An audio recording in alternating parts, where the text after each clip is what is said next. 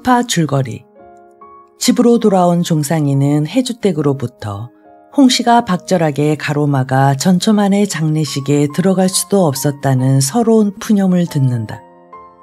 더 이상 해주댁의 머슴으로 살 생각이 없는 종상이는 친구들과 만났지만 대다수의 친구들은 김가에게 돈으로 매수되어 넘어간 상태다. 거산 날을 김가와 동일한 날짜로 잡은 이들은 관의 가렴주고보다도 외상과 결탁한 악덕 상인들에게 더 큰 분노를 느끼는데 그 중심 인물로 전처만의 셋째 아들 이성을 지목한다.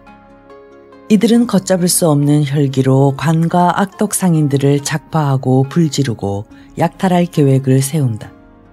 그러나 머리빵아시 죽음의 진실을 접한 종상이는 더 이상 희생자가 생겨선 안 되겠다는 생각에 동해랑으로 달려가 태임을 구하려 한다.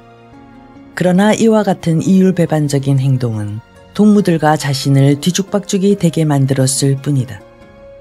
홍씨의 병이 심해지자 동해랑에서는 판수를 불러 경을 하고 우연히 종상과 만난 태임은 종상에게 관옥 같은 동생 태남을 부탁하는 동시에 신식 공부를 해보지 않겠느냐는 제안을 한다.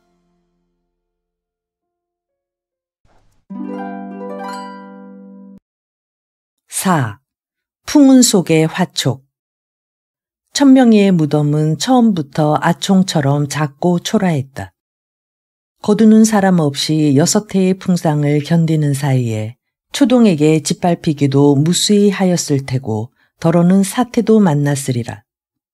근방의 땅 모양이 바뀌고 봉분이 마멸되어 한동안 여기던가 저기던가 발끝 손끝으로 풀서풀 더듬어야만 했다.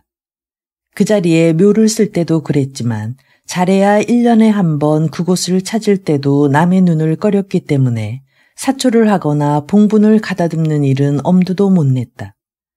다만 관도 수의도 없이 매장한 시신을 산짐승이 범하지나 않았나, 사태로 백골이 드러나지나 않았나 살피는 게 고작이었다. 작년까지만 해도 억새풀이 무성하던 둔덕이 밭이 되어 누런 조이삭이 바람에 건들대고 함부로 벌목을 해 피폐해진 산마루를 억새풀이 극성맞게 기어오르며 번성해 더군다나 어디가 어딘지 분간을 할 수가 없었다.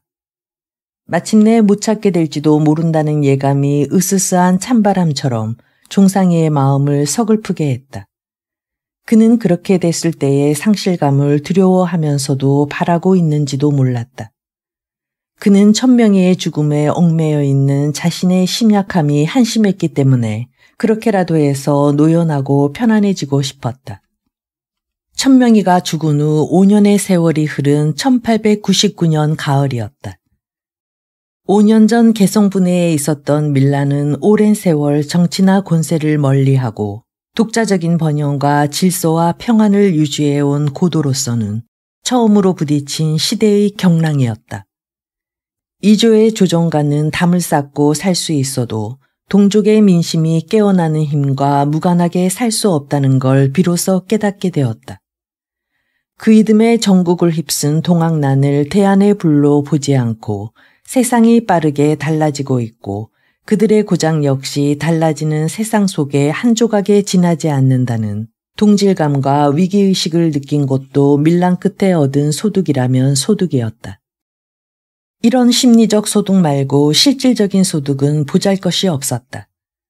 부민들이 이를 갈고 미워하던 유수는 변복 차림으로 도망을 쳐서 난민들의 사사로운 안갚음을 면할 수가 있었고 나중에 붙들려 그의 끝없는 탐악에 대해 문초를 받았다고는 하나 귀양을 가는 걸로 그쳤고 그가 가렴주고한 재물이 백성들한테로 돌아올 리는 만무했다.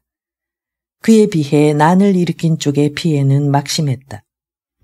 그날 밤 문졸이나 포졸과 맞붙어 매를 맞고 목숨을 잃거나 병신이 된 수요도 적지 않았지만 그 후에도 난에 가담한 혐의로 붙들렸다 하면 그 징벌이 벼슬아치에 비해 가혹했다. 그러나 이젠 다 지난 일이었다. 백성의 반항이란 어차피 대로 주고 말로 받게 돼 있었다. 그 이전에도 그랬고 그 후에도 그랬다. 그때 상놈 차림으로 도망가 귀양 갔던 유수가 벌써 풀려났단 소식이나 다시 벼슬길에 올랐단 소문이 아프지도 가렵지도 않을 만큼 그 사건은 한 번 꿈틀 용트림해본 기억처럼 잊혀져 갔다. 항차 그 밀란의 불씨가 외놈들의 인삼도체와 맞서 싸우다가 억울하게 당한 종상이에 대한 의리 있는 친구들의 의분이었다는 걸 아는 사람이 있을 리 없었다. 그래 놓으니 종상이의 우유부단으로 주도권을 빼앗기고 겨우 부자들 집에 불이나 지르다가 부잣집 종한테 맞아 죽은 천명이의 죽음은 마땅히 개죽음이었다. 애통할 식구는 처음부터 없었거니와 쫓기는 몸이 된 친구들도 재빨리 타관으로 뿔뿔이 흩어졌다. 하필 천명이가 죽다니. 처음에 종상이는 자신이 마지막 고비에서 발을 뺀 벌을 천명이가 받은 것처럼 여겼지만 그뿐이 아니었다. 되레 천명이의 죽음이 두고두고 그의 비열을 벌주려 들었다. 천명이의 시신은 묻었지만 천명이의 죽음은 좀처럼 망각 속에 묻을 수가 없었다. 종상이가 천명이의 무덤을 찾는 건 1년에 한 번이 될까 말까 했지만 천명이의 죽음은 늘 그를 따라다니며 밀쳤다가 당겼다가 했다. 천명이 자네 어디 숨은 게야? 빨리 나오지 못해. 종상이는 숨바꼭질하다 진력이 난 술래처럼 이렇게 중얼거리다 말고 돌부리에 걸려 비틀댔다. 돌이라기보다는 작은 바위였다. 그는 길길이 자란 억새풀 속에 숨은 바위를 손으로 더듬었다. 틀림없이 거북이 모양을 하고 있었다. 거기다 천명이를 묶고 나서 훗날 표적으로 삼으려고 비석 대신 갖다 놓은 돌이었다.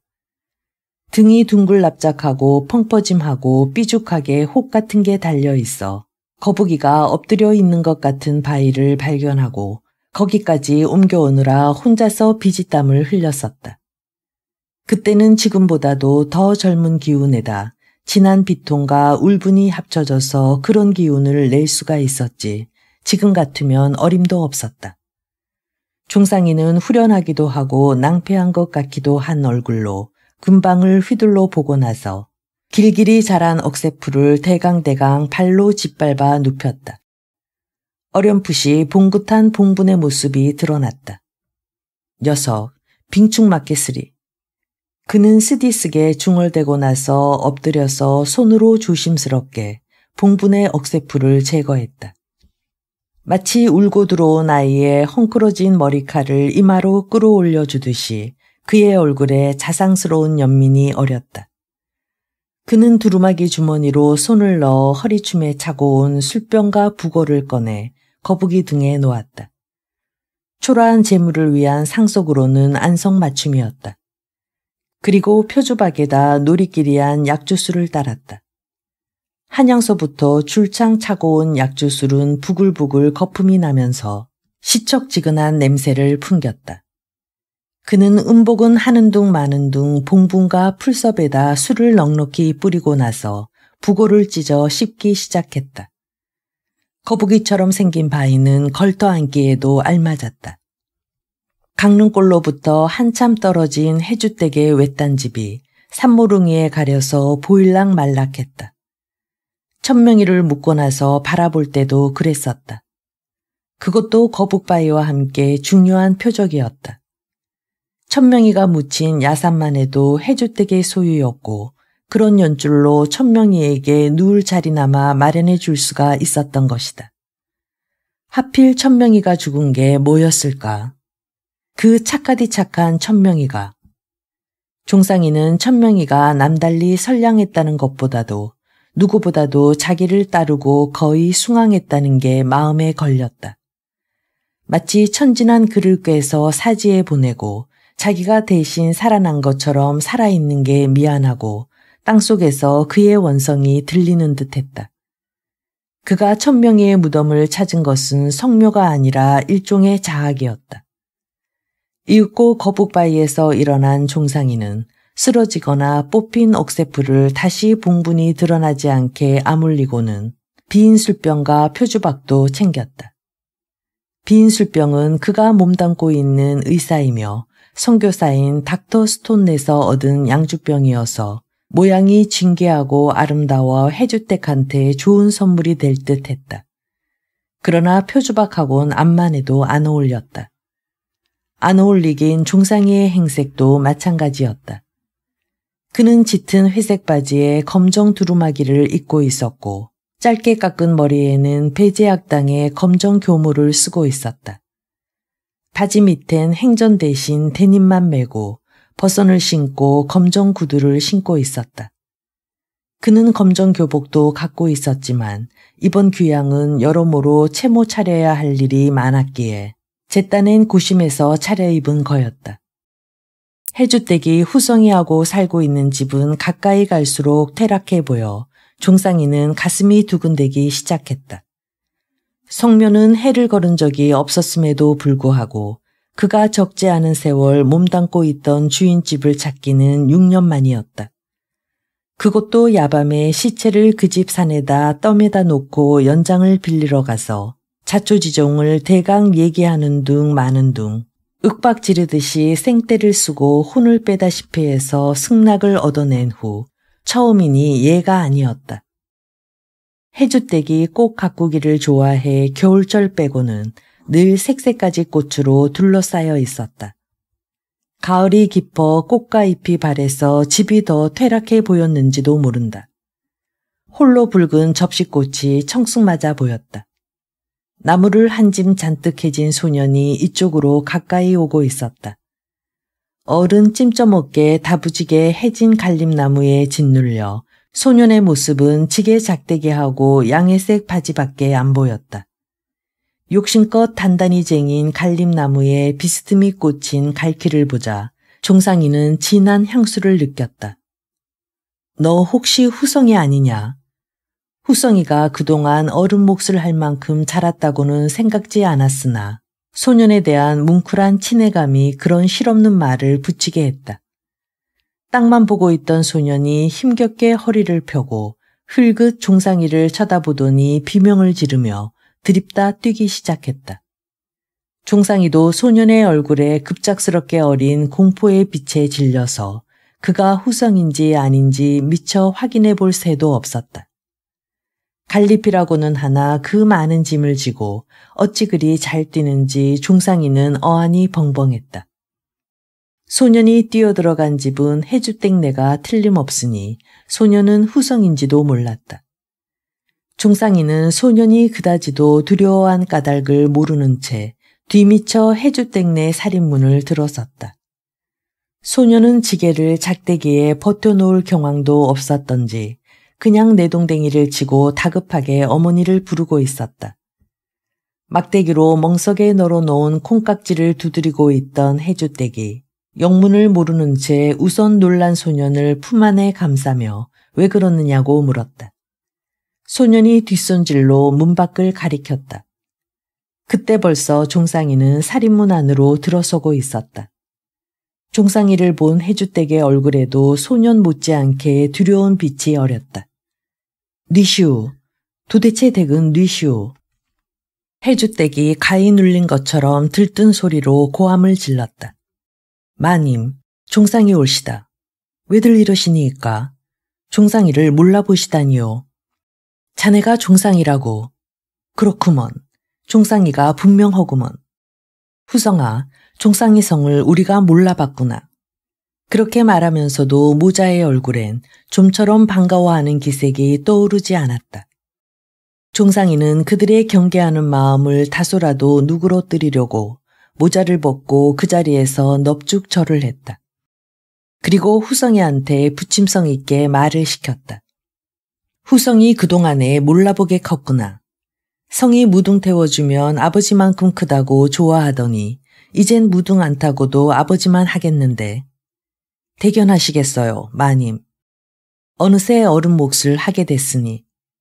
이렇게 옛날을 회고하는 소리를 해도 모자의 굳은 표정은 풀리지 않았다. 종상이는 그 까닭은 차차 알기로 하고 우선 두루마기 자락을 걷어올리면서 툇마루에 걸터 앉았다. 옆구리에 찬 빈 술병도 거추장스러워 풀어놓았다. 다지저고리를 입은 걸 보니 일본 순검이 된 건 아닌가 보네 그려. 일본 순검이라뇨. 자넬 처음 보았을 때 일본 순검인 줄 알았다네. 이런 총구석까지 외놈 순검들이 다녀시니까. 본 적은 없지만 말로 듣던 외놈 순검 복장하고 똑같지 않은가. 자네 행색이. 제 행색이요. 머리를 짧게 깎고 까만 모자를 쓰고 옷도 아래 위를 새까맣게 차려입고 옆구리엔 칼을 차고 다닌다더군. 아, 그래서 아까 후성이가 저를 보고 그렇게 질겁을 했구먼요. 그럼 누가 질겁을 안 하겠나. 여기가 외딴 집이기 망정이지. 그러고 마을로 들어갔다간 한바탕 소동이 났을 걸세. 외놈이 아니란 게 밝혀졌다고 해도 구경꾼이 백절치듯 모여들었을걸. 마님 보시기에도 제 꼴이 그렇게 우습시니까. 학교 제복을 입고 오지 않길 잘했군요. 그야말로 아래 위가 새까만 순검 복장하고 비슷하니까요. 이건 검정물을 들여서 그렇지 두루마기인데도 그렇게 놀라셨으니. 원. 두루마기는 행세할 때 입는 도포건을 어드럽게 검정물을 들이나. 참으로 망측하구먼. 해주댁에 두려워하던 기색은 어느 틈에 경멸하는 빛으로 바뀌어져 있었다. 후성이도 겁없이 가까이 와 빈 양주병을 신기한 듯 만지작거리고 있었다. 바지 조거리보다는 서양식 의복이 일을 하거나 몸을 휘딱휘딱 쓰는데 편합지요. 그래서 한양에선 외놈아니라도 개화한 양반도 덜어 입고 일제히 같은 모양의 양복을 만들어서 입기를 권하는 신식학교도 있는 거려. 양복 아니라도 우리 옷에다 양복처럼 검정물만 들여도 얼마나 편하다고요. 첫째로 더럼이 않다니까 자주 빨 필요가 없으니 부녀자들의 일손을 크게 덜어줘서 좋고, 다음은 외국 사람들한테 흉을 안 잡혀 좋고요. 외국 사람은 우리가 더러운 게 질색이거든요. 실상 흰옷을 외국 사람들 보기에 깨끗이 입기란 어렵지 않겠시니까. 선비면 모르지만 하루 벌어 하루 먹는 일꾼이나 장사꾼이 때가 덕지덕지 묻은 흰옷을 입는 걸 그 사람들은 이해를 못합지요. 그 사람들 정한 건 말도 못하니까요. 난 자네 말귀를 도무지 못 알아듣겠네. 때가 안 보이라고 미리 검정물을 들여서 입는 게 때탄 것보다 더 깨끗하다니 참말로 해괴한 소리가 아닌가. 그런 못된 걸 가르쳐준 외국 사람들이 말도 못하게 정하다는 것도 믿기지가 않고. 마님, 그게 아니라요. 내 말 안 끝났네. 부녀자들 일손을 덜어주게 돼서 좋단 소리도 그렇네. 길쌈하고 마전하고 바느질하고 더러워지면 빨아서 다시 바느질하는 게 여염 여자들의 일의 근본인데 그걸 안 시키면 그 옆편네 뭐가 되게. 노류장화가 아닌 다음에야 여염집 여자는 그저 바빠야 쓰네. 손이 심심하면 달밤에 삿가 쓰고 도리질이나 하게 돼. 나도 더러 풍문으로 개화 소리를 듣기는 했지만 개화라는 게 고작 그런 건 줄을 몰랐네 그려. 때 안 보이게 검정물을 들여 입어라 하는 게 신식학교에서 배우는 공부라는 건가. 해주댁은 종상이의 대답은 들을 것도 없다는 듯이 다시 막대기로 멍석 위에 콩깍지를 사매질하기 시작했다. 종상이는 해주댁의 이런 푸대접이 섭섭하지 않고 쾌감 비슷한 걸 느꼈다. 몇 년 동안 닥터 스톤이 종상이에게 주입한 합리주의는 그가 다시 남에게 풍기기엔 아직 뿌리가 얕았다. 처음엔 허둥지둥 신선한 경위로 받아들인 데 비해 날이 갈수록 구역질이 나는 것도 그놈의 합리주의와 사랑이라는 거였다. 닥터 스톤과 미세스 스톤이 이 땅에 병든 사람을 찾아다니며 치료해주고 어려움을 함께 나누고 우물과 부엌과 뒷간을 청결하게 관리하는 법을 가르치는 모습은 의심할 여지 없이 헌신적이었고 이 땅에 누구도 같은 핏줄을 위해 엄두도 못 내본 일이었다. 남보다 먼저 일찍이 서양 의술의 혜택을 받아본 종상인지라 그들의 치료법과 약효를 전적으로 신뢰했을 뿐 아니라 그들의 봉사하는 생활에 순수하게 감동할 수가 있었다. 한때 힘을 모아 직접 권세를 깨부술 것을 선동하고 획책했던 적도 있었기에 부당하게 압제받고 빼앗기어 지질이 못 사는 층에 대한 연민 또한 남다른 종상이었다. 그들이 이 땅의 맨 밑바닥 백성들에게 하는 걸 볼수록 내가 할 것이 바로 이거였구나 하고 깨우치는 바가 적지 않았다. 압제하는 세력을 깨부수는 일보다 압제받는 층을 깨우치고 힘을 얻게 하는 게 훨씬 보람있고 아름답게 여겨졌다. 그러다 보니 한 식구나 한 민족이 아닌 생판 이질적인 딴 나라의 맨 밑바닥 인간들을 위해서 자신을 희생하고 가장 어렵고 필요한 일을 하게 하는 그들의 하나님 예수 그리스도에게도 자연히 심취하게 되었다. 하나님 앞에는 빈부귀천이 없이 만민이 평등하고 존엄하다는 가르침도 종상이를 처음부터 그리도 황홀하게 한 문벌에 상관없이 인민은 평등한 권리를 갖는다는 개화 사상과 일치하는 것이었다. 종상이는 그게 신기했고 예수교와 쉬 친해질 수가 있었다. 이런 순진한 숭배자를 가졌다는 건 닥터 스톤을 위해서나 종상이를 위해서도 좋은 일이었다. 푸른 눈과 노랑머리의 의술에 갖가지 억측과 의심을 품고 있는 조선 사람들과 가까워지고 치료를 하는 데 있어서 종상이는 조수 이상의 구실을 해주었고 그 대가로 종상이는 원하던 신학문을 할 수가 있었다. 그러나 뜻과 장소를 함께 얻은 것 같은 기쁨과 보람은 오래가지 않았다. 닥터 스톤 부부가 하는 일을 볼 때마다 아, 바로 이거였구나 하고 감탄하고 담고자 애쓴 것도 잠시 이게 아니구나라는 새로운 의심이 싹트기 시작했다. 스톤 부부와 한 집에서 살며 잔심부름을 하다가 병자들을 설득하고 병자들의 미묘한 호소를 전달하는 일까지 하게 되고 반은 눈치로 때려잡은 거긴 하지만 그들의 말까지 알아듣게 됐을 때부터였다. 종상이가 스톤 부부를 처음 만났을 적에 그들은 조선에 온 지 1년도 안 됐다고 하는데도 조선말을 의사소통에 불편함이 없을 정도로 잘했다. 천부적으로 뛰어난 언어 감각을 타고났음에도 불구하고 욕심도 많아 더욱 완전한 조선말을 하려고 종상이에게 끊임없이 배웠고 그럴 때마다 종상이에게 영어를 한두 마디씩 가르쳐 주었다. 그 덕에 그들이 저희들끼리 있을 때나 조석 기도를 할 때 쓰는 영어를 조금씩 알아듣게 되고 눈치도 늘어갔다. 마음으로나 몸으로나 어려운 일이 있을 때 그들의 조석 기도가 한결 길고 간절해지는 건 이해할 만했다. 말귀를 조금씩 알아듣게 되자 그들이 기도할 때 얼마나 정직해지나도 알게 되었다. 당신이 행한 것 같이 이 세상에서 가장 미천하고 가장 고통받는 이들을 위해 살고자 뜻을 세우고 그런 사람들을 지구 끝에서 만나기는 하였사온데 그들의 아픔을 고쳐주고 그들의 걱정을 덜어주고 그들의 무지를 깨우쳐주기엔 너무 힘이 모자랍니다. 사랑이 모자랍니다. 오 주여, 주여, 우리에게 주의 뜨거운 사랑을 부어주소서. 하루에도 몇 번씩 그들을 미워하고 그들을 버리고 싶은 마음을 용서하여 주소서. 스톤 부부는 번갈아가며 맛있는 음식이 다 식어갈 때까지 이런 뜻의 기도를 했다. 눈에서 눈물까지 흘리며 그들의 하나님에게 애걸하는 걸 보면 그들이 이 땅에서 베푸는 사랑이 결코 저절로 우러난 게 아니란 걸 알 수가 있었다. 저절로 우러난 거야말로 혐오와 경멸인지도 몰랐다.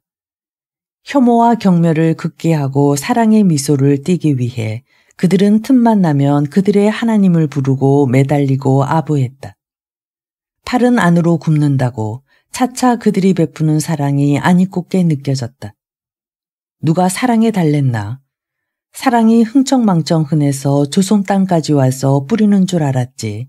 그렇게 어렵게 짜낸 것일 줄이야. 그들이 극기하여 거둔 게 위선으로 보일수록 고마운 생각도 엷어졌다. 고맙기는커녕 저기까지 품게 된 것은 스톤 부부가 아들을 잃고 나서였다. 그들은 이미 두 딸이 있었고 조선에서 첫아들을 보았으나 작년에 고열과 토사강난이 아이들 사이에 돌면서 많은 아이들이 목숨을 잃었는데 그 아이도 그때 죽었다. 더욱 비극적인 건 닥터 스톤은 한 아이라도 더 살리려고 침식을 잊고 거의 집에도 올 새 없이 치료에 동분서주하는 동안 그 아이가 그만 같은 병에 붙들려 손쓸 겨를 없이 죽어간 것이었다. 제 아무리 냉소적인 종상이도 그때만은 스톤 부부가 치른 값비싼 희생에 옷깃을 여미었고 그들이 이 땅을 떠날지도 모른다는 가정까지 했다. 막상 그런 최악의 가정까지 해보니 그들이 이 땅에서 얼마나 필요한 사람이었던가가 마음 깊이 사무쳐 어떡하든 그들을 만류해 보리라는 각오까지 하고 있었다. 미세스 스톤은 종상이가 예상한 것처럼 그렇게 심하게 애통해하지 않았다. 서양 사람들의 장례를 처음 보는 종상이는 좀 너무하다 싶을 정도로 남에게 눈물 한 방울 보이지 않았다. 그러나 밤새 흐느끼며 하는 그녀의 기도는 정직하고도 처절했다. 그건 기도가 아니라 항의요 추궁이었다. 왜 이 무지몽매하고 배은망덕하고 불결하고 미개하기가 짐승과 다름없는 야만한 민족을 위해 내 아들을 바치라 하십니까? 왜요? 밤새 스톤 부인은 이렇게 미친 듯이 항의하고 있었다. 그들의 하나님이 과연 어떤 대답을 했는지 알 길은 없었으나 그 다음 날 스톤 부인은 완전히 평온을 되찾아 곧되고 고된 일상의 업무를 차질 없이 수행했다. 참 무서운 하나님이었다. 종상이는 그들이 믿는 하나님의 뜻을 헤아릴 수는 없었지만 그 사건을 계기로 한층 명료해진 그들 외국인의 조선 사람에 대한 생각은 문득문득 그의 앙심을 북돋았다. 그보다 더욱 역겹고 견디기 어려운 것은 자기들의 생활 방식은 다 옳고 자기들과 틀리는 조선 사람식은 다 틀렸다는 그들의 교만한 편견이었다. 그들과 숙식을 함께한 지가 오래될수록 그들이 조선 사람보다 청결하게 산다는 것은 종상이도 인정했다. 그들과 함께 한양의 꼬불꼬불한 뒷골목을 걸을 때면 그 더러움이 창피해 몸둘 바를 모를 때가 한두 번이 아니었다. 골목은 그대로 시궁창이었고 음식 썩는 냄새와 지린내가 코를 싸매게 했다. 닥터 스톤이 병원으로 쓰고 있는 집도 새로 지은 집이 아니라 어떤 부자가 소실에게 사주었던 조선 기와집을 빌린 거였다. 빌리자마자 시궁창을 없애고 구조물이 당장 빠질 수 있는 하수구를 만들고 뒷안에 우물을 파 그 물줄기를 부엌으로 끌어들이고 부엌과 뒷간을 깨끗하고 냄새 안 나게 고치니까 딴 세상처럼 살기가 편하고 즐거워지는 것이었다. 그것만은 누구든지 와보고 본받기를 권할만 했다. 그러나 안 그런 것도 얼마든지 있었다. 그들과 다른 풍속일 뿐 그들보다 못한 게 아닌 것도 당장 고쳐야 할 악습처럼 눈살을 찌푸리곤 했다. 풍습이란 당대에 생긴 것도 아니거니와 잘잘못을 따질 수 있는 성질의 것도 아니건만 그들은 그들의 것에 대한 절대적인 가치를 두고 척도로 삼으려 들었다. 아들을 잃은 후 미세스 스톤이 특히 심했다. 하다못해 조선 사람이면 누구나 잘 아는 트림조차도 그들의 눈엔 야만의 징후로 보이는 모양이었다. 트림할 때 나는 냄새 때문에 얼마나 비위가 상했나, 그걸 웃는 얼굴로 참기가 얼마나 고통스러웠나 하는 게 그들의 날마다의 무용담이었다. 그러나 그들의 죄치가 웬만한 조선 사람이라면 코를 싸지게 진하고 고약한 노래기 냄새라는 걸 그들은 헤아릴 척도 안 했다. 중요한 고비에 가서 걷잡을 수 없는 회의에 휘말리는 건 종상이의 고질적인 병통이었다. 백성의 고요를 빨아 사복을 채우기가 끝간데 없는 오리를 응징할 모의를 치밀하게 주도하다가도 못된 개인을 응징해 받댔자 못된 제도는 끄떡없이 존재하리라는 회의가 다 된 밥에 재 뿌리듯이 동무들의 열정을 무색해 했었다. 그렇다고 그 일에서 아주 발을 뺄 주제도 못돼 맨 끄트머리 졸개로 끌려 들어가면서도 집단의 힘이 무고한 개인을 다치게 할지도 모른다는 의심으로 벌벌 떨었었다. 그런저런 핑계로 행동에서 홀로 빠지고 나니 동무들의 행동이 얼마나 아름답게 보였던가. 행동이 빠지고 지나친 생각만 남은 자신의 꼴이 비천하고 창피해서 꺼지고 싶었었다. 생각의 지나침이란 결국 비열에 지나지 않는다는 또 다른 혐의를 못면했다.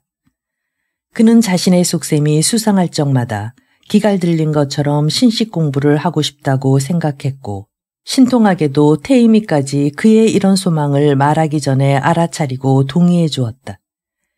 태임이가 대주겠다는 학비는 비록 거절했지만 그녀의 동의는 종상이에게 항상 힘이 돼 주었었다. 그러나 새로운 지식이 그를 고질적으로 괴롭혀온 생각과 행동과의 갈등을 해소할 열쇠가 될 수 있으리라는 가망은 점차 희박해지고 있었다.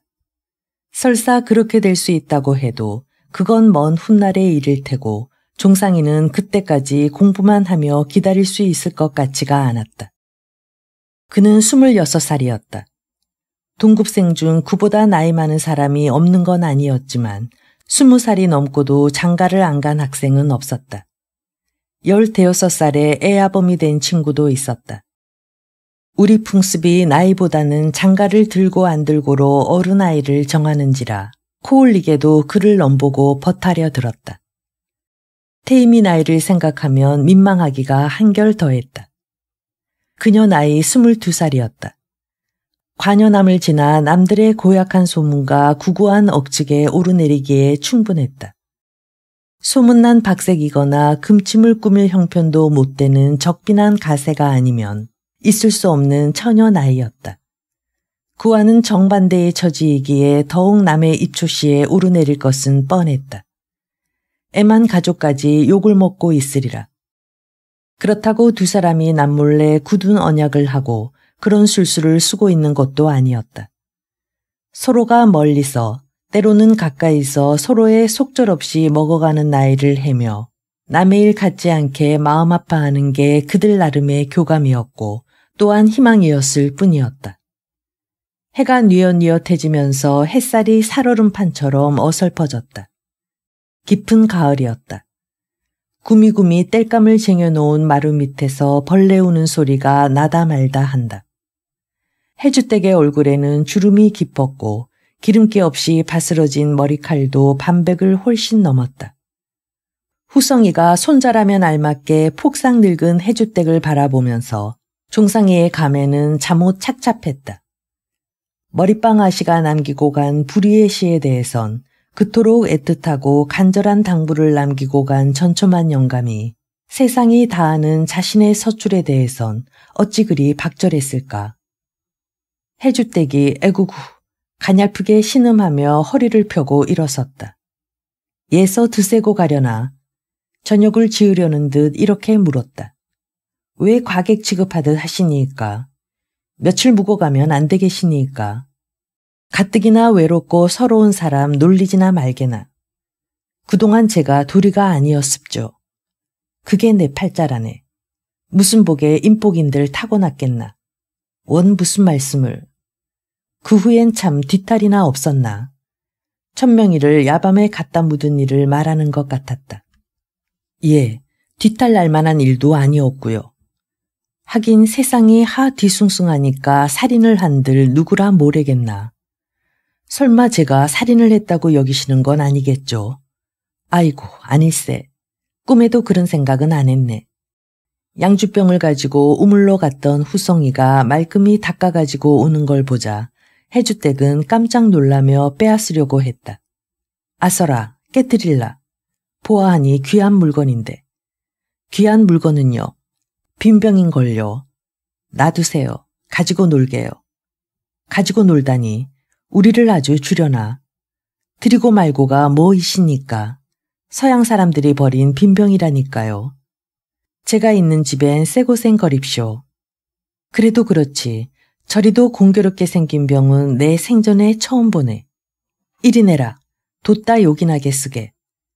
해주댁은 병을 빼앗으려고 하고 후성이는 막무가내 안 놓으려 하고 모자가 맞붙어 실랑이질하는 걸 보면서 종상이는 속으로 묘한 우월감을 느꼈다.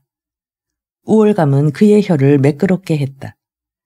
해주댁이 들락날락 저녁을 짓는 동안 그는 넓은 세상에서 보고 들은 것과 경험한 것, 배운 것을 재미있게 꾸며서 늘어놓기 시작했다. 서양 사람들이 얼마나 청결하고 편리하고 문명되게 사나를 얘기할 때 그는 마치 자기가 서양 사람이 된 것처럼 으쓱했다. 그의 말에 홀려서 해주댁은 행주치마 귀퉁이를 태우는 실수를 했고 후성이는 줄창 해벌린 입을 다물 줄을 몰랐다. 불과 한식경 사이에 그는 자기도 모르게 그의 어정쩡한 귀향을 금이 한양으로 바꾸어 놓았다. 저녁상은 후성이와 겸상이었다. 겉절이와 호박잎 찐 게 별미였다. 천천히 들게나 최하겠네. 듣자 하니 배 줄이고 살진 않았겠는데 어찌 그리 걸기처럼구나. 괴기 반찬만 약빈하게 먹다 보니 푸성기가 어찌나 먹고 싶던지. 그는 파, 마늘, 고춧가루, 양념이 짙은 음식이 얼마나 먹고 싶었나는 얘기를 이렇게 둘러댔다. 양념 냄새를 수치스러워해야 하는 굴욕감은 생각하기도 싫었고 입에 담기는 더욱 싫었다. 저녁상을 물리자 해주댁이 가까이 무릎을 맞대면서 의논성스럽게 나왔다. 자네가 크게 성공해서 반갑네. 시움과 인복도 잘 탔지만 자네 사람됨이 남의 괴문 밖에 생겼더라니. 성공이라니 당치도 않습니다요. 이 나이가 되도록 아직 배우는 학생의 몸인 거립쇼. 아무리 총구석에서 땅이나 파지만 나도 알 건 다 아네. 앞으로 벼슬길에 나가는 것보다 신학문 하는 게 성공하는 길이라네. 그래 말인데 우리 후성이 말일세. 해주댁이 한숨을 길게 내쉬고 나서 한동안 뜸을 들였다. 서당엔 보내셨겠죠. 업문도 깨치고 천자문도 떼었다네. 까막 눈만 겨우 면하고 나서 이제나 저제나 어찌 기다리는 마음이 없었겠나. 네, 무슨 말씀이신지요? 남들은 돌아가신 영가님이 나에게 박절하게 군 게 정이 없어서인 줄 알지만 그게 아니었다네. 영감님은 나의 욕심 없는 걸 좋아하셨고 나 역시 그 비위를 맞추자니 자연히 부자의 소실답지 않게 궁색하게 살 수밖에 없었지. 영가님 살아생전엔 우리 멋에 그렇게 살았거니와 막상 돌아가시니 그렇게 허망할 수가 없네. 허망하고 약한 마음에 어찌 이제나 저제나 큰댁 하회를 기다리는 마음이 없었겠나. 내 비록 소실 노릇을 했다고 하나 영감님을 현혹시킨 화처첩도 아니겠다. 늘 마음속으로 큰댁을 공경하고 두려워하고 그 어른 소생까지 두었으니 바라지 못할 욕심도 아니잖는가. 제사 참내 말씀이오니까. 그것도 그렇고 다 자란 그댁 핏줄을 어찌 저리 내버려 두는지 참말로 야속하네 그려. 마님 살아계실 때는 못 그랬다 손치더라도 이제 마님도 돌아가셨겠다. 생판 남도 데려다 거두고 닭달질해 제 식구 만들어 일생 의리를 지키는 게 개성상인이라는데 세상에 두 아드님이 다 크게 장사들을 하면서 하나 있는 어린 이복 동생을 마냥 모르는 척 하실 작정이니 내가 어찌 서럽지를 않겠나. 그 문제라면 제가 기회 봐서 말씀드려 볼 수도 있겠시다. 이성희 형님은 그동안 한양 장사로 쏠쏠히 재미를 봤는데 그때마다 제가 크게 도움이 됐거들랑요. 자네가 어드렇게 외국 사람들하고 물건을 사고 팔려면 중간에 양쪽 말을 다 할 줄 아는 통역이 들어야 하니까요. 자네가 그런 일거정. 자네 정말 크게 성공했네 그려. 글쎄 그건 성공이 아니라니까요. 중상이는 잠깐 성깔 있게 굴다가 곧 평정을 회복했다. 그 사람 재벌릇 개 못 준다더니. 네, 이성인가 하는 그 사람 말일세. 외놈하고 인삼 뒷거래에서 욕 많이 먹던 사람 아닌가. 네, 맞아요. 새골에 본집이 있는. 자네도 그렇지. 외놈이라면 어지간히 한이 맺혔을 텐데 언제 그 사람 편이 돼서 외놈들 거간 노릇까지 하게 됐나. 외국 사람이라고 외놈만 있는 건 아니지요. 서양 사람도 있고 서양도 한 나라가 아니라 워낙 여러 나라라 다 말이 통하는 것도 아니고요. 세상 많이 달라졌어요. 한양엔 별의별 나라 사람이 다 와 있으니까요. 그중에는 외놈이 제일 꼴싸나온 건 사실이지만 미울수록 장사 속에서 저들에게 속지 않고 우리 이익을 늘리도록 힘써야지 않겠시니까. 통역이 중간에서 하는 일이 바로 그런 것이지요. 자네 말을 듣고 보니 따는 그렇겠구먼. 후성이가 올해 몇 살이죠? 전방에서 일 배울 나이인 대고도 남지. 그렇지만 이제 와서 구차스럽게 자네를 중간에 놓고 우리 애를 집어넣을 생각은 없네. 핏줄이 캥겨 절로 찾지 않는 걸 억지로 들여보내 봤댔자 눈에 가시 노릇이나 하기 십상일 테니 말일세. 귀한 자식일수록 고생을 사서라도 시키라는 말도 있지 않습니까? 이왕 사서 할 고생이라면 들송 부른 데서 시키는 것도 어미 노릇 아니겠나. 그래 말인데 그쪽보다는 한양에 연주를 대줄 수 없겠나. 이왕이면 대처에서 부대끼게 하고 싶네. 장사길을 트던가 자네처럼 학교 공부를 하던가. 그건 나중에 정하더라도 이 고장을 뜨고 싶네. 하루빨리. 아직 어린 후성이를 믿고 어드럽게 전답이 있는 고향을 뜨시겠다고 이러시니까. 마님, 고종하십시다요. 종상이는 마음으로부터 우러나 진국스럽게 말했다. 모르는 소리 말게. 여기가 어째서 내 고향인가. 영감님 한 분 믿고 타간살이 하다가 영감 돌아가시니 내 신세가 끈떨어진 뒤웅박만도 못하다네. 그래도 저 자식한테는 큰형 작은형 뻘되는 이들이 행세께나 하고 사는 고장이거니 마음이라도 정붙이고 의지하려 했지만 그쪽 박대가 자심하니 차라리 읊는 것만 못하다 해도 누가 나를 나무라겠나. 박대라니요. 그러실 분들은 아니옵니다요. 멀쩡하게 살아있는 사람을 읊는 것처럼 아는 척을 안 하니 개서 더한 박대가 어디에 있겠나. 아까도 말씀드렸지만 그 일은 염려 마시라니까요. 설사 그댁 전방에 못 들여보낸다 해도 후성에 하나 써줄 전이야 없겠시니까. 종상이는 거듭 장담을 하며 해주댁을 달래려 들었다.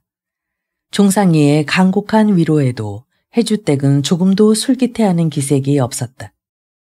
우리 애가 그댁 소출이라는 건 그댁에서만 모르는 척 하시지 송도바닥이 다 아는 사실인데 질비한 그댁 전방 제쳐놓고 딴 데서 고용살이를 해보게. 우리 앤 우리 애대로 업신여김 당하고 남의 말하기 좋아하는 사람들 입초시에 오르내려 받댔자 우리 애한테 이로울 것도 없거니와 그댁 채모는 또 뭐가 되겠나. 자네가 연주를 안 대줘도 한양으로 가고 말 걸세. 한양 인심이 제 아무리 고약하대도 설마 송도 인심 같으려고. 비록 드러내놓고 이를 갈진 않았지만 속으로 얼마나 절치부심하고 있다는 걸 남이 느낄 만큼 해주댁은 몸서리를 쳤다. 참, 내 정신 좀 보게나. 먼 길 온 사람 얼른 쉬게 올 생각은 안 하고 신세 타령에 밤새는 줄 모를 뻔했네. 해주댁이 걸레를 들고 부시시 일어섰다. 아직도 미진한 것 같았으나 엄격한 전처만 영감한테 길들여진 채통 같은 게 남아있어 그쯤 절도를 지킬 수 있는 듯했다. 아닙니다. 아직 초저녁인 거려. 머리방에 자리를 봐줄 테니 후성이하고 같이 자게나. 대처에서 보고 들은 신기한 얘기도 좀 해주고. 걸레를 들고 머리방으로 건너갔던 해주댁이 다시 건너와서 난처한 듯 말했다. 오래 비워놨더니 눅눅해서 어쩐다지. 날도 차고 하니 군부를 좀 지켜야 할까 보다. 후성아, 나무 한 삼태기만 머리빵 아궁이에다 파다 놔주겠는. 해주댁 말이 떨어지자마자 예 하고 일어서는 후성이를 따라서 종상이도 일어섰다. 마님은 쉬세요. 군불은 우리들이 때도 되니깐요. 그래 주겠나. 손님 대접을 이렇게 막 해도 되나 모르겠구먼. 마님도 손님은요. 머슴 살던 종상일 벌써 잊으셨으니까. 종상이는 짐진 너스레를 떨면서 후성이의 어깨를 감싸 안아 같이 밖으로 나갔다. 살인문밖 바깥들에 비켜서 있는 갈립가리가 얼추 집채만 했다. 이게 다 우리 후송이 수고로구나. 녀석 벌써 어른 한 몫을 톡톡히 하네 그려. 종상이는 그 애가 얼마나 다부지게 지게를 진다는 걸 직접 목격한지라 이렇게 칭찬 겸 감탄을 했다. 마당엔 갈림나무가 집채만 하고 마루 밑에는 빈틈없이 참나무 장작이 쟁여 있으니 과부 살림 그만하면 과히 궁색할 것도 없다 싶었다. 단단하게 쟁여놓은 갈릭가리를 밑에서 한 삼태기 파내니 아궁이처럼 뚫린 자국을 후성이가 능숙하게 아물렸다. 벌써 겨울날 채비를 이만큼 해놓은 집은 너네 집밖에 없겠다. 그치? 이렇게 거듭 대견해하는 종상이에게 후성이는 뜻밖에도 퉁명스럽게 대꾸했다. 몰라. 남들이 어떻게 사는지 알아야 말이지. 이 한마디가 해주댁의 수많은 말보다 한결 심각하게 그들의 고립의 어려움을 호소하는 것 같아 종상이는 마음이 아팠다. 쇠죽소치 걸린 머리빵 아궁이에다 종상이는 불을 지피고 후성이는 물을 길어다 솥에 부었다. 영감님이 돌아가신 후엔 머슴도 안 두고 소도 안 치는 게 건사하기가 힘에 붙이는 까닭도 있었지만 본갓집 식구들을 의식할 엄살도 있음직했다. 갈잎은 금세 활활 타고 아궁이 앞에 쭈그리고 앉아 그 열과 빛을 받은 두 사람의 마음도 쉽사리 훈훈해졌다. 종상이는 나란히 앉은 소년을 팔 안으로 끌어당겼다. 소년은 순순히 그에게 기댔지만 눈은 골똘히 불만 보고 있었다. 너울대는 불꽃에 따라 얼굴에 뚜렷하게 빛과 그늘이 지면서 눈빛이 소년답지 않게 형형하고 볼이 여의어 보였다. 풍성하던 볼이 그늘진 대신 코가 두드러지니 어쩌면 그렇게 전초만 영감을 빼닮았는지. 종상이는 그의 간담을 얼어붙게 하던 전초만 영감과의 최초의 만남이 생각나서 오싹 전율했다. 그때 전초만이 종상이에게서 본 게 그 옛날의 이생원이듯 지금 종상이가 곁눈질로 보고 있는 것도 후성이가 아니라 전초만이었다. 사람마다 죽어도 아주 죽기가 싫어서 자식을 바람인가. 자식을 남기고 죽으면 죽어도 아주 죽는 게 아니라는 말은 맞는 말이었다. 그렇다면 전영감이 판에 박은 듯 자신을 닮은 어린 것을 남기고 죽으면서 뒷일을 부탁하는 유언 한마디, 못이자 하는 내색 한 번 없었다는 건 도무지 이해할 수가 없었다. 범강 장다리 같은 적출의 아들이 둘씩이나 있다고는 하나 그럴수록 어린 서출의 장래가 애달플 건 인지상정이었다. 워낙 개팍하고 사리에 어긋난 걸 못 참는 성미라 자기 핏줄이라도 서출은 그만큼 하대에 마땅하다고 여겼다고 짐작할 수도 없는 게 청상이 된 며느리가 정조를 지키지 못하고 낳아놓고 간 네 핏줄인 줄도 모르는 천한거한테는 어찌 그리 미리미리 용이 주도한 부탁을 할 수 있었단 말인가. 살아서도 전처만 영감은 종상이에게 어려운 수수께끼였지만 죽어서도 별로 달라진 게 없었다. 전처만 영감이 태임에게 물려준 건 그 아이에 대한 책임뿐 아니라 이치로는 도저히 설명할 수 없는 집착까지라는 게 종상이를 쓸쓸하고 암담하게 했다.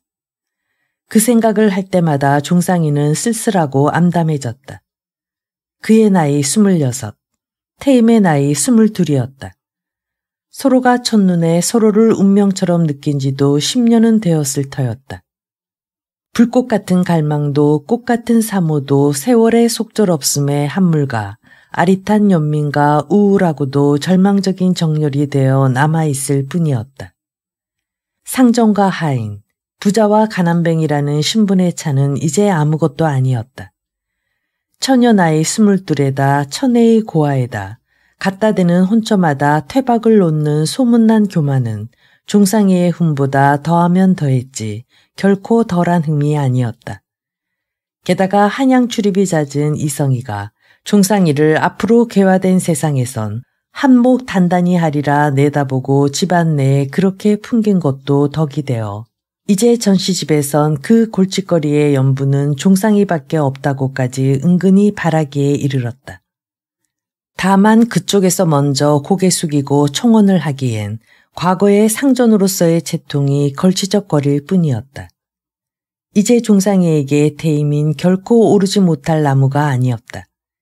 그럼에도 불구하고 종상이는 서로 애달프게 바라다만 보는 거리를 좁힐 엄두가 나질 않았다. 그들 사이엔 늘 머리빵 아씨가 남기고 간, 그리고 전처만 영감이 부탁하고 간 불륜의 씨가 가로막고 있었다. 전영감은 그 아이의 뒷일만 태임이에게 부탁하고 간 게 아니라 그 아이에 대한 그의 비정상적인 집착까지 그대로 물려주고 간 것 같았다.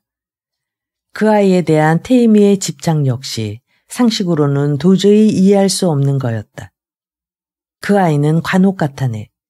태임이는 그 아이를 꼭 그렇게 말했고 그렇게 말할 때 태임이는 딴 사람처럼 부드럽고 따사로워졌고 강한 눈길도 꿈꾸듯이 풀어졌다. 어머니 쪽 핏줄로 아무리 하나밖에 없는 동생이 된다지만 그럴 수는 없는 일이었다. 그렇게 그 애를 극진히 생각하면서도 그의 이 존재는 아무에게도 알리고 싶어 하지 않는 것은 불쌍한 망모의 명예를 지키기 위함이라 이해할 수도 있었지만 그 애를 제 자식처럼 거두고 사랑해줄 사람한테라야 시집을 가겠다는 태임의 고집은 꺾을 수도 이해할 수도 없었다. 태임이를 대신해서 몇 번 가본 그 아이는 과연 관옥 같았지만 결코 좋아할 수는 없었다. 그 아이를 사이에 낀 혼인 같은 거, 생전 총각 귀신을 못면한데도 안 하겠다는 오기가 치민 적도 한두 번이 아니었다.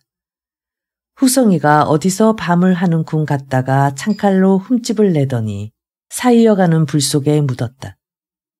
다른 휘영청하고 마루 밑에서 벌레 우는 소리는 처량하고 구슬펐다. 제 속에서 펑펑 소리가 나면서 밤 익는 냄새가 구수했다. 후성이가 부직갱이로 아직도 이글거리는 잿더미를 쑤셔서 군밤을 찾아냈다. 군밤을 나누어 갖고 손바닥이 뜨거워 연방 호호 불며 방으로 들어간 두 사람을 해주댁이 따라 들어와 등잔불을 켰다.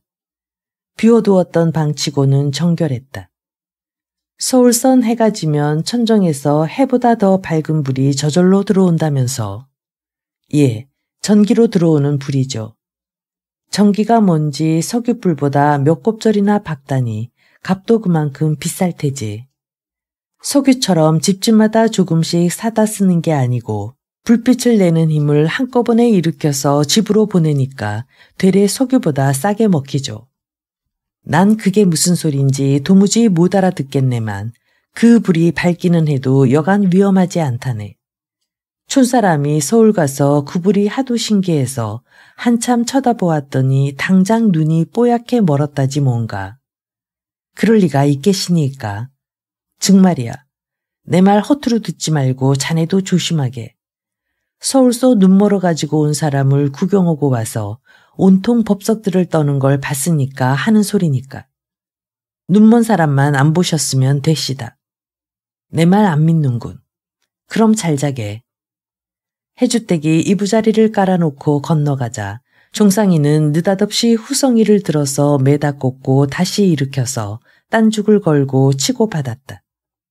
그가 머슴살 때 곧잘 후성이를 상대로 하던 거친 장난이었다. 처음엔 영문을 몰라 당하기만 하던 후성이도 곧 지난날의 유쾌하고 기운 넘치는 장난이 생각난 모양이다. 머리보다 몸뚱이의 기억력이 더 빨라 곧 왕년의 장난꾸러기 몸짓 그대로 겁없이 탄력 있게 저항해왔다. 구들장이 쾅쾅 울리게 두 사람은 치고받고 엎치락 뒤치락 했다. 무슨 일인가 싶어 말리러 가려던 해주댁도 그들의 기왕의 버릇이 생각나 마음을 놓으며 자리에 누웠다. 후성이한테도 저런 형이나 삼촌이 있었으면 좀 좋을까 싶은 부질없는 욕심으로 해주댁의 잠자리도 편치가 못했다. 한동안을 그렇게 치고받다가 종상이가 먼저 두 손을 들며 졌다는 신용을 했다. 그것도 기왕에 하던 버릇이었지만 그때만 해도 일부러 져주었는데 이번엔 그게 아니었다. 제법 맛부터 상대할 만하게 후성이는 나이보다 씩씩했다. 허우대만 숙성한 게 아니라 뼈가 굳세고 힘살이 단단할 뿐 아니라 전체적으로 날렵하고 지칠 줄 모르는 투지를 갖고 있었다. 기운이 쭉 빠져버린 종상이에 비해 후성이는 아직도 싸울 기운이 많이 남았다는 듯이 여유 있게 빙긋대고 있었다. 기운을 떠보려고 싸움을 건 건 아니었지만 종상이는 이런 후성이가 대견하고도 마음에 썩 들었다. 서먹하던 사이가 시름 한판으로 그동안의 세월을 뛰어넘어 한 식구로 지내던 예전의 친하고 흉어물 없는 사이로 돌아갈 수가 있었다. 종상이는 처음으로 아늑하고 정겨운 귀향의 기분을 즐기며 군밤을 까기 시작했다. 후성아, 너처럼 씩씩한 대장부가 아까는 왜 그렇게 못나게 굴었는? 그까지 외놈이 뭐가 무섭다고. 외놈은 안 무서울지 몰라도 외놈 순검은 무섭잖아. 검은 옷 밑에다 큰 칼을 차고 다닌다던데. 그래도 그렇지. 쟤까지 것들이 칼로 우리를 못살게 굴면 우린 총으로 그것들을 물리칠 궁리를 해야지 숨고 도망가는 건 바보 멍퉁구리나 하는 짓이란다. 성은 총 있어. 아니, 아직. 그럼 만들 줄은 알아. 총은 혼자서 집에서 만들 수 있는 게 아니란다. 에이, 그럼 없는 것과 마찬가지잖아. 없는 총으로 싸우느니 나 같으면 식칼을 갈겠다. 그래, 내 말이 맞다. 성이 졌다. 씨름에도 지고.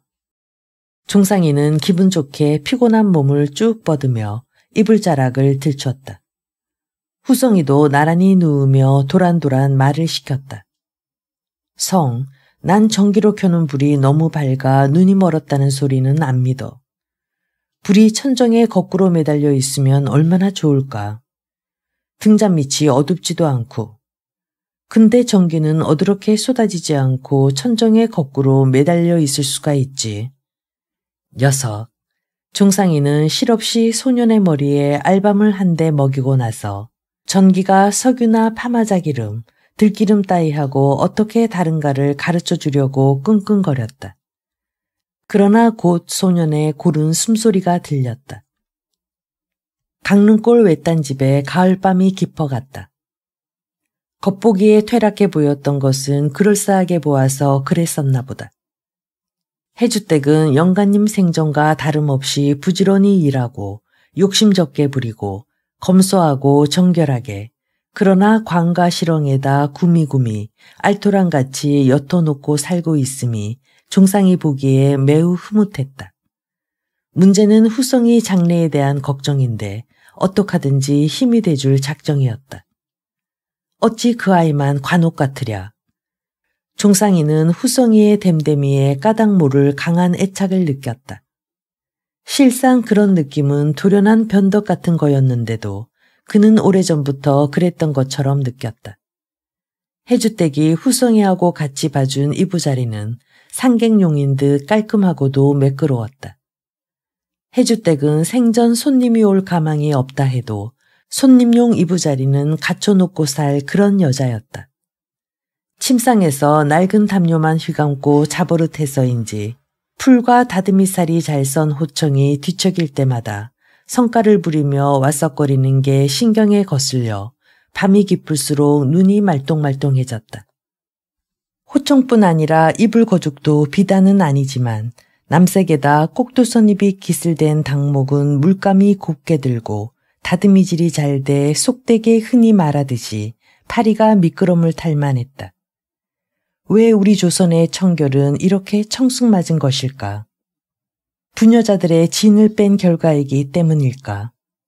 종상이는 닥터 스톤 부부가 골치를 썩이고 넌더리를 내면서 혐오에 맞지 않는 이 나라의 불결에 동의할 마음은 추호도 없었지만 그 반증처럼 와닿는 청결함에도 반가움보다는 이질감 먼저 느꼈다. 새로 바른 지 얼마 안 되는 듯 넉넉하고 싱싱한 문풍지가 푸르르 떨었다. 구들목은 꽤 굼떠 이제부터 슬슬 더워오기 시작하건만도 종상이는 문풍지 소리를 덩달아서 몸을 웅숭거렸다. 그리고 첫서리가 내리려나 하고 중얼거렸다. 아직 들은 비어있지 않았다. 논두렁에 누워있는 벼도 있고 논에서 물결치고 있는 벼도 있었다. 박곡식도 마찬가지였다.